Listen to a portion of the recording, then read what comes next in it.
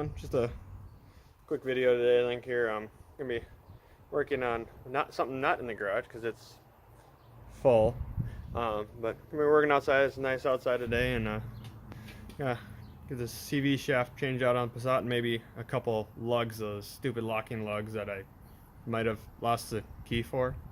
So I bought some new lugs to replace those. So let's see if we can get those out then without the key, and so yeah, we'll go on from there. There we go, just a rock auto axle shaft. Sorry if there's wind noise at all, but I'm gonna start off here by, I already popped the little center cap up. I'm gonna crack the axle bolt loose there, and then these lugs, and then jack this corner of the car up and get the wheel off. I feel like a little bit of an idiot right now. Notice that those axle shafts are a little bit different length. I did a little looking. Apparently I was a little bit of a hurry when I ordered this new axle shaft, and it's for a car with an automatic. This car's got the 5-speed manual, so I'm gonna run over to the parts store. Supposedly they have one in stock. It's a couple bucks more, but I can get it all done today then, so check back in a little bit. There. That looks much better. So now we're gonna see if we can get that back in here.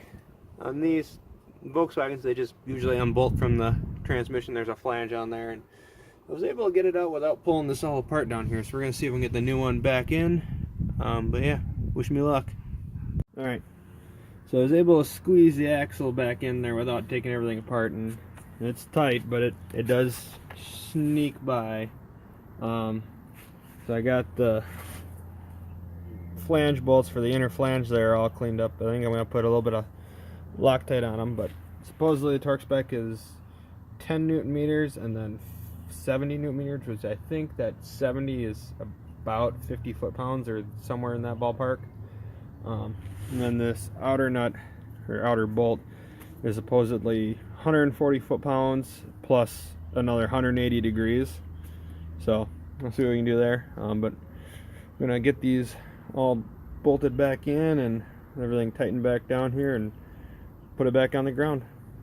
So this is basically the only special tool you'll need on this to do one of these axles is a triple square. There's a 10 millimeter triple square. Look like these things. But got it all back together, all torqued down, so this is done. I haven't changed the lugs out yet, but on this front, for this thing, look what I finally got today. Motor mounts. So now I at least know I should have most of the pieces for the car, so I can start working on this thing again. Well, thanks for watching.